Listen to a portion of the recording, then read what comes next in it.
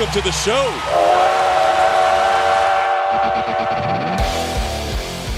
And welcome back to another episode of the Astros Future Podcast presented by Apollo Media, all Houston, all original. I'm your host, Jimmy Price, also known as Astros Future. You can find my work at astrosfuture.com and find me on Twitter at Astros Future. I'm your other host, Kenny Van Doren. You can find me on Twitter at the Vandalorian. Today on the podcast, Kenny and I are going to talk about some of the recent roster moves and free agency. But first, we're joined by a very special guest, and that is Astros center fielder Jake Meyers. How you doing, Jake? I'm doing well. Doing really good. Thanks for having me on here. Yeah, you got it. So I want to first talk about you had an incredible season in AAA this year. Put up phenomenal numbers. Obviously, got the call up to the Astros. But what would you attribute to your success this season? Compared to what you've done earlier in your career, and then what you did in 2020 at the alt side, and then what led to your success this year? I just say, a lot of different things, but over the past couple of years, just getting a lot of help from a lot of the coaches in the organization, learning a lot each year about who I am as a player and how I can get better, and just trying to keep getting better. I think a big year for me was the COVID year in 2020. I was invited to go to the alternate site, and I got to see some upper level pitching, some big leaguers, and that's when I started kind of realize I could hit a little bit with them, and gain some confidence, and learned a lot from a lot of the coaches there. Yeah, looking back at the alternate training site this year in April, some prospects got the call to the major leagues when there was some COVID troubles at the major league level. What was going through your mind, at that time, seeing these guys go up, and were you thinking at some point in this season you'd get the call? Yeah, I was really excited for him. There was a couple of good buddies that I'd gotten close with over the last alternate site the year before, and getting to see them get that opportunity, in just a split second was incredible. I mean, it showed me how quickly you can get called up, and how quickly an opportunity can arise, and always to be ready. But it also, for me personally, it kind of helped me work a little bit harder and look at and realize how close I was. But ultimately, it was really, really fun to get to see all those guys get an opportunity and have success right away. So it's always cool to find out how players learn they got called up. But how was your story? Was it the manager? Did you find out on Twitter? How did you find out you were getting the call? Yeah, so it was it was at the very, very end of the trade deadline, like 3:30 or something. We were getting ready to play that night, and Mickey Story, our manager, called us all in to the club, or to the clubhouse, the locker room, and kind of just started speaking and talking about a player, and wasn't really giving any clues and whatnot. And everyone was on edge, and I was hoping it was me, and then it ended up being me. He said I was going up to the big leagues, and there was a big kind of celebration, I would say. They threw water on me, threw baby powder all over me, and it was a really special experience because it was a lot of my buddies that were in the locker room. So the follow-up I have to that is, a lot of guys, it takes them a little bit to get their feet wet. They take a little while to get going. And your second career start, you hit 2 homers, and I believe one of them was a grand slam. So was that a good way to get comfortable at the plate? And did it kind of give you some confidence moving forward? Like, yeah, I can hang at the big league level? Absolutely. Getting to do that and getting that opportunity in my second start definitely kind of helped get my feet going and get everything going. But I just feel like it was just a great time for me to get called up. It was a great time for me, in the sense of I'd kind of been playing well for a month or so, and I was just kind of in a rhythm. And kudos to the Astros. They did a great job for helping me make that transition. I mean, they knew way before when they kind of wanted to do it, and when the best time was. And I was just really grateful for the organization as a whole. Yeah, you've got to the postseason this past year. What was that push like, as a rookie, clinching the division, all those emotions, going through it in October and late September? Unreal. You always kind of dream about it. And having never played, in the big leagues. Getting the opportunity to do that was a dream come true. And then being on an unbelievable team that I got called up to was another dream come true. I mean, unbelievable team. And so just being along for the ride and getting to experience some of those playoff atmospheres, playoff games, getting to see how some of those veterans prepare for some of those games just was invaluable. Yeah, so I want to talk about that. The Astros came out hot at home. The first two games, really put it on the White Sox. So how was that atmosphere at Minute Maid Park? And was that like the craziest crowd you've played in to date? Yeah, it's up there. Houston Astros fans are the best. I know I'm biased. We're all biased, but they just show up. Every game I was up there for, they showed up. They were, into the game, and even more so in the postseason. And it was just a lot of fun to play in front of them. But there were some very good postseason atmospheres. I'd say all of them were a lot of fun to play in front of. So a couple games later, we're in Chicago. You try to rob a home run, you end up hurting your shoulder. So kind of walk us through how did the shoulder injury happen? Obviously jumping into the wall there, but what was going through your mind when you got up off the ground knowing your shoulder was hurt?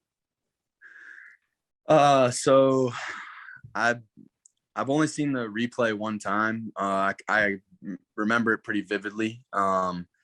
I thought I got a pretty good read on it, and I thought I was pretty close to catching it.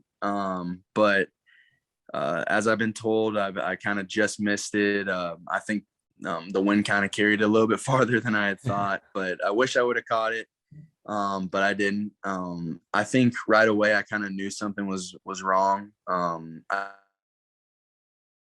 just kind of knew I'd hit my shoulder pretty hard. And I'd never really not gotten up from something before. So that was kind of different for me. But that whole experience was really hard for me because I'm someone who wants to, help the team win any way I can and kind of push through, anything I'm feeling. And so I tried to get up, tried to throw the ball, but, kudos to, the leaders on the team, like Carlos Correa, to kind of come up to me and say, look, this is, bigger than you. We just want to win. And kind of in that moment, I had to, swallow my pride and say, all right, the next guy's got to go. Yeah, like you said, Correa came up to you. Did Dusty and anyone else, tell you like, it's okay to be hurt, you can come out in that moment?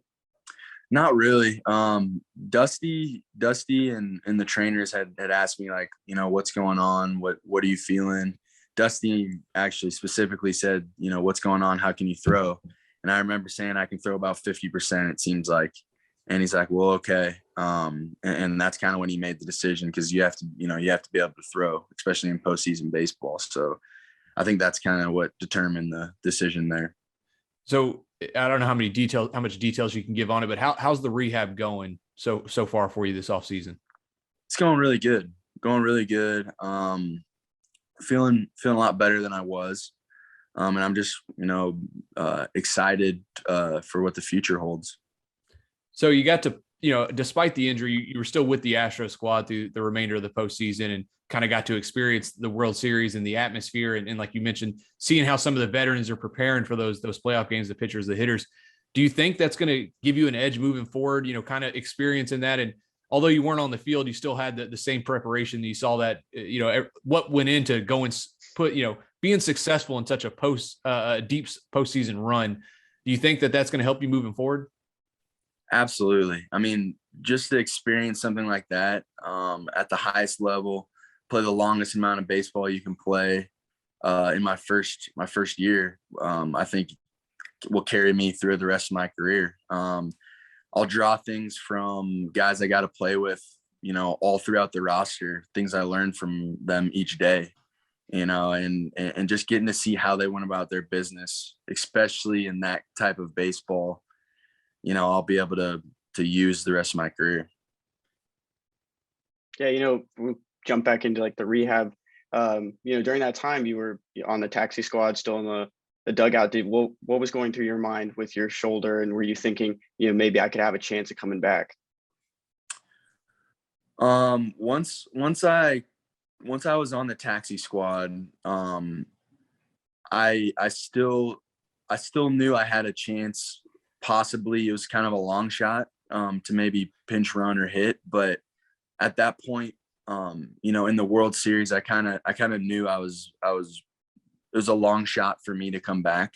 And so I was just trying to be as supportive as I could and ultimately try and, sit there and try and watch the Houston Astros win a World Series. But it was tough because I really wanted to be a part of it and play, but it's kind of, how it all worked out.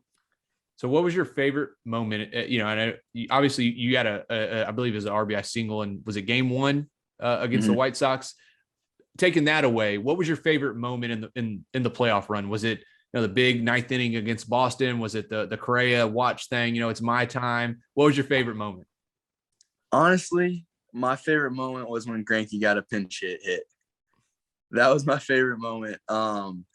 I absolutely loved seeing our offense work in the first 2 series. It was just undeniable, incredible timing in all of it, from Altuve's home run against Boston to get us tied up again or ahead at one of the two.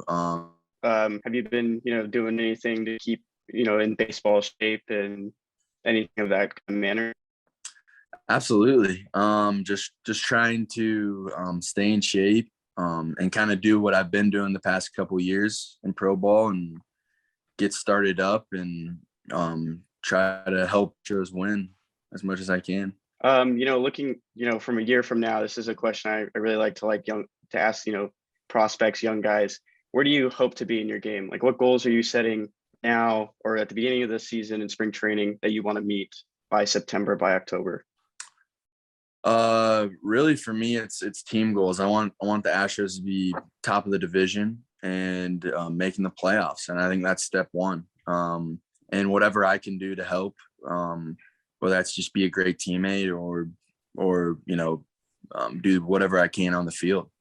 And ultimately the goal is do the most I can on the field to help, the team win. But that's the goal in my mind. All right. So a left-handed thrower, right-handed hitter is pretty unique in baseball. The Astros have 2, and they both play center field, you and Chas McCormick.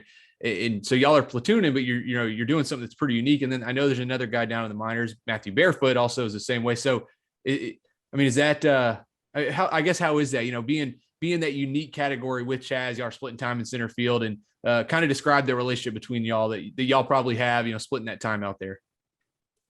It's awesome. I've never gotten the chance to play with a guy that is like me. I've always been told what I do is really weird and I don't know any different. So it's always nice to have someone on the team to be relatable, in that aspect. But also, I've gotten to know Chas really well over the past half year or so, and he's become a really close, teammate of mine, and we have a great relationship.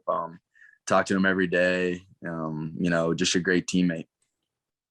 Yeah. So since you and Chas are close, I did talk to Chas last, probably in July. He was telling me at some point he'd like to come in and pitch. And I know both of you guys pitched in college. I want to know who the better pitcher is. And if you guys came in, who would have the better outing? Oh boy. Oh, my Slayer. Okay. I'm going to give Chas this one. Yeah, we'll give Chas that because he wants it. Chas can get that win. So I know when I talked to you, I think it was back in probably late May, back down in Sugarland. You mentioned that pitching in a major league game, although it'd be cool, it's not really what you want to do because they want you to go in there and just throw strikes and kind of let guys hit, and you want to attack hitters. Now that you've been in, now that you got called up, you're playing, in MLB. Do you want to still maybe hit that goal, maybe pitch a half an inning or something like that in a blowout, hopefully a blowout win? Yeah. I would see. I'm just not interested in it. Like similar to what I had said before. Mm-hmm. I'd done it in high A before, right, and I just didn't like it. It was a completely different experience on the mound, and I would do it if the team needed me to go out there and get Sure. Throw the ball over the plate, but it just doesn't, it's not something I would look forward to or seek out like some of the other position players would. Right. So you faced already through the first few months of your career in Major League Baseball, you faced a lot of different pitchers, but if you had to name one who was the toughest pitcher for you to face so far in your career, who do you think it would be? So the spring training count? Sure. Okay. Jacob DeGrom then. Oh yeah. So far. Yeah. Yeah. That's hard. That's hard to argue against for sure. Yeah. Four straight fastballs. We'll see you. Was Kenley Jansen in your debut? Was your first at bat against Kenley? Jake McGee. Jake McGee for the Giants, which he's really good too. And Kenley Jansen second. So yeah, it's like your first few bats. They were all against these high leverage relievers, the guys that are really freaking good. Yeah. The 1-2 punch right there was a tough one for me to start with McGee and Jansen, but it was good. It was a good experience for sure. All right, Jake. Well, that's all we got, man. I really appreciate you coming on. I hope the offseason rehab is going well. We look forward to seeing you in an Astros uniform in 2022 and wish you all the success for next year. Thank you for having me on. I appreciate it. All right, guys, that's going to do it for segment 1. In the next segment, Kenny and I are going to talk about the 2022 roster and look at free agency. We'll get to that in just a moment. And continuing on here at the Astros Future Podcast presented by Apollo Media. If you enjoy the show, do us a favor and drop us a review or leave some stars. So we're going to look at the Astros roster for 2022. There's been a lot. I say a lot. There's been some movement since the last time we talked. They tendered contracts to 6 different players: Josh James, Phil Maton, Rafael Montero, Ryan Stanek, and Framber Valdez. Some of those were obvious. A couple may have Montero maybe caught someone off guard. But Kenny, what's your thoughts on those 6 players that they tendered contracts to? Yeah, they also got one to Lemus Diaz, but I know the Rafael Montero one looks like a toss-up to a lot of people. We all thought he was a throw-in. You look at a guy like Kendall Graveman that's coming in that trade, and then you get another pitcher that was DFA'd and then, given up to the Astros. The Astros seemed to like him. He came back in the postseason, was doing some bullpen work, never got added to the roster, and that wasn't on the taxi squad.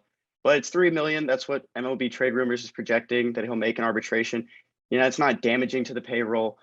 But at the end of the day, he could be some depth. If it doesn't work in the end, deal him, DFA him. There's a lot of different ways they could go with. Yeah, definitely. Seem to like him. Yeah, definitely worth a shot. And same thing with Josh James. And not that they would. I mean, he's obviously got the talent to stick around, and he's made some adjustments. But Maton, Stanek, Valdez, Diaz, those are all obvious guys. But I would say one of the more intriguing moves, I guess, that has taken place over the last couple of weeks is they signed Justin Verlander. We know that, or the rumor to sign him. But they did make a move to clear a spot for him. They outrighted Andre Scrubb to AAA. I guess he cleared waivers, but he's not. But Justin Verlander hasn't been added to the roster yet. So what are you thinking about that? I mean, I know there's been talk that, maybe he wasn't healthy, or that if you saw, I think he posted on Instagram, he was like over in Italy or something. So maybe he just wasn't physically there to sign the contract. Seems like a done deal, but what are you thinking? I'm not too worried about it. I know a lot of Astros fans are worried because he's still technically a free agent. Mm-hmm. There's no CBA. You can't talk to teams. He's not going to sign anywhere. But he's going to be an Astro. Bob Nightingale came on ESPN 975 the other day and said it's elementary. He wasn't there to sign. He wasn't there to finish his physical. And like you said, he's posting on Twitter. He's overseas. He's on vacation. So at the end of the day, he's an Astro, and I'm not too worried about it. They made a spot for him. They got Andre Scrubb off it. And I feel bad for Andre Scrubb. He's one of the guys who ate the most innings in 2020, struggled some command issues, and then injury bug just wouldn't stay off of him in 2021.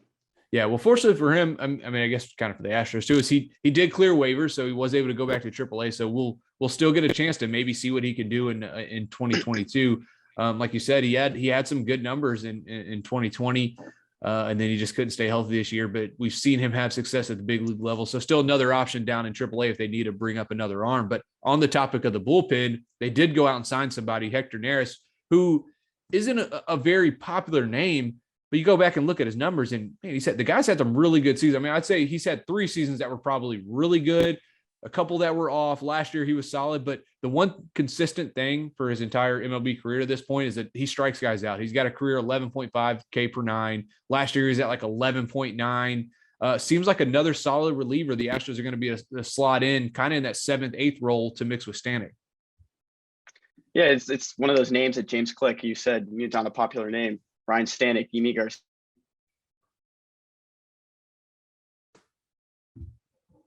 Maton as well. They go down the line, and so this bullpen, they lost Graveman, they lost Garcia, but Neris is going to pick up a lot of that slack. He can go fill in that role that Garcia did, Yimi Garcia, in the 6th, 7th inning, come into trouble, or he can just be in the back end of the rotation as another closer like Graveman was. On the Astros, we've seen them. They got Justin Verlander back. Hopefully, they signed Hector Neris. Outside of that, they haven't made any big moves. We know Correa's still waiting out there, but we've seen the AL West make a lot of moves. The Rays or the Mariners got Robbie Ray, Corey Seager, Marcus Semien to the Rangers, and then Noah Syndergaard to the Angels. I still think the Astros are the best team, but I know some people are a little worried out there. The Astros are not making the moves, and we got other teams in the division making moves. I mean, really, the Rangers now are probably going to win like maybe 10 more games. They're still going to finish probably 3rd or 4th in the division. They're just going to have a lot higher payroll. And really, Seager's a really good player. But ultimately, Astros are still the best team in the division. Hopefully, they bring Correa back. But if they bring Correa back, you can watch all the other signings. If not, maybe division gets a little bit closer. But Astros, they're still the best team in the division. Yeah, the Rangers got some bats, but they got John Gray in their rotation. He's probably 3, 4, 5 in the Astros rotation, and that's their ace. So I don't think fans should be too worried about the Rangers at the moment. Sure, they have some offensive firepower locked up for the next couple of years, but the Astros can still make some moves. We saw them linked to Starling Marte. Unfortunately, he's a Met. So they are looking at that center field spot, and there's also some players on the trade block. And I was going to ask you, Jimmy, would you go after a guy like Ketel Marte from the Diamondbacks, Brian Reynolds, who's with the Pirates, or Cedric Mullins for the Orioles? So it all comes down to that cost, right? And what are they looking to get back? Brian Reynolds, awesome player, and Cedric Mullins had a fantastic season, but it's his first really good season. Brian Reynolds has had success prior to this.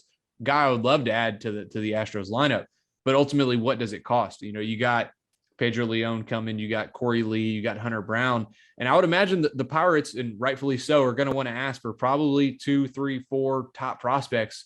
In the Astros system, without having those first, second round picks the last couple of years, probably don't have the depth to overcome trading your top 3 or 4 prospects, So I would love to add a guy like Brian Reynolds, Cedric Mullins. Ketel Marte might be a little less costly. He's battled some injuries, but ultimately, I don't really see it happen. I think they're going to stick to their guns. They're going to still look to maybe sign someone else. I know Kevin Kiermaier, I think, is on the trade block. The Rays did trade some players. I don't know if they look to go that route. Not great with the bat, phenomenal defender. But ultimately, even if they decide to, this is one way that I actually thought about looking. What if they move Kyle Tucker to center field permanently and then sign someone like Chris Bryant to play right field? And I'd have to look at the numbers to see how Kyle Tucker, was defensively in center. But man, you had another guy like Chris Bryant, and that's assuming probably they don't bring Correa back. But that's a way to kind of bring back that offensive production that maybe you lose with Correa leaving. Yeah, there's no one on the market that's going to fill the void that Correa did offensively and defensively. But if you can pick up his bat, that's right. More runs per game. And somebody like Chris Bryant, who's won an MVPs, was on the Cubs and won the World Series with them. He can hit, and he can play not just a third baseman anymore. He can play the corner outfield. He can play center. He can play first base. But if you put him in right and left field, Michael Brantley, depending on where it is, they just have to see if Tucker can excel with that range. Yeah, so the one thing we haven't talked about, I guess, which is kind of, everyone knows about it, but we're in a lockout right now. There's no baseball happening, but there is minor league baseball happening. We had the MiLB Rule 5 draft. The Astros lost 3 prospects: Ronnie Dawson, Brett Daniels, and Manny Ramirez. They did get one back, Ruben Garcia. Report on him is just 95, 97, really good strikeout numbers in minors. As a relief only prospect, a guy that is definitely worth taking a chance on. I guess it's just credit to the Astros system that they have 3 guys selected in the minor league phase of the Rule 5 draft. Despite what the national media may say when it comes to their prospect ranking, they had plenty of guys they need to protect from the MLB Rule 5 draft, but then they get 3 selected in the minor league version, or the minor league version of it as well. So any thoughts on that? The guys that we lost, but also the guy we got back? Yeah, I think it's a good, testament to what the system looks like you said. But at least it wasn't the Padres. I don't know if you were watching or listening to it, but the Padres lost 5 to 6 prospects in that draft, and that's just bonkers. Like they're losing half of a rotation on some of these teams. But I think it's a good, it's a good step for Ronnie Dawson, a guy who was actually was unprotected in the Rule 5 draft, because if you're on the 30-man or the 38-man roster for AAA, then you're protected. So they took him off, and he was probably going to get leapfrogged. All those outfielders last year in AAA got to the major leagues. Brian De La Cruz, of course, is with the Miami Marlins. But Ronnie, he came up in the major leagues in April, but he never really got that, that next step. And he can excel with a rebuilding team with the Reds. Try to get on that 40-man roster, try to be that fourth outfielder for that team. Yeah, for sure. And then it's an opportunity for those guys. They get to go to a new organization and kind of, I don't want to say start over because they're not going back low. They're starting AAA, but yeah, new opportunity. But the Astros taking a guy in the minor league version, I'm glad they did. I wanted to see them select somebody, especially, you lost a couple, you got one back, and the guy they got back, at least reading Baseball America's review on him, sounds pretty freaking promising. A 24-year-old, I think he capped out in AA, so maybe you're expecting him to pitch in AAA this season. The Astros might need relief arms. They have a few down there, Sean Dubin, some other guys I think that we could probably count on, but maybe Garcia is a guy that we see some good stuff from in 2022. Yeah, James Click, he's had 3 selections so far in the minor league Rule 5, the minor league phase, and 2 were Seth Martinez and Joe Record. And Seth Martinez made his major league debut last year, and Joe Record pitched in the Arizona Fall League, went like 10 plus innings, didn't allow a single run. Yep. So I'm gonna bank on this guy to have a pretty decent season. Yeah, I mean, I guess it's gonna be hard to keep that track record up, but it's pretty good. So, but like we've said over and over, right? The Astros find a way to find pitching. They do it through the draft. We're gonna see if it works through the Rule 5 draft. And man, the system. I was on another podcast just a couple of days ago, and the system is so much deeper than people give it credit for. And we saw that this year. We saw how successful AAA was coming into the season. Hunter Brown, Corey Lee, Pedro Leon, none of them were top 100 prospects, but I would say Brown and Lee for sure deserve to be on a list. And I would say Pedro Leon too, based on what he did as a 23-year-old without, really playing in 2 years. And then Jeremy Pena too. I mean, the Astros probably have 4 top 100 prospects. The system's deep, man. And I know I'm biased. I will clearly admit that, but the Astros have some players and they're going to continue to have those players. As long as they don't make those trades for Brian Reynolds, Cedric Mullins, they'll have some guys that they can turn to for help in 2022.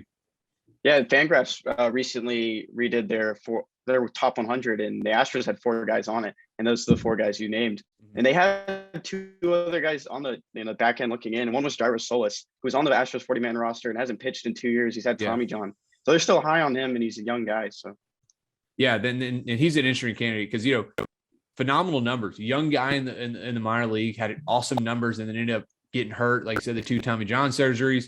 But I think he's still only 22 or something like that, 23 maybe. Still pretty young. He still has plenty of time. I'm still holding high on Forrest Whitley. I talked to him maybe about a month ago. Love his mentality, what he had to say. He still thinks he could be a top of the rotation guy. He said he's coming for their necks with everything he's got when he comes back. He won't be ready to pitch on the mound in spring training, but I'm hoping we'll see him at some point. He's already on the 40-man roster. Hopefully he can go out, have some good numbers in AAA. We'll get to see him at some point this next season. Yeah, definitely. I'm big on Forrest Whitley. Get him a full season. He battled some injuries, battled suspension, and this is the best time for him to come back. And it sucks he won't, be completely ready by spring training, but he could be depth down the line. You saw Tyler Ivey made his debut this year. Kent Emanuel could be in the same boat. For sure. All right, guys, that's going to do it for today's episode. So if you haven't already done so, please be sure to subscribe to the podcast on iTunes, Spotify, or wherever you listen to your podcast. As always, thank you so much for listening. We look forward to having you back for our next episode of the Astros Future Podcast, covering your Astros in the minor league system.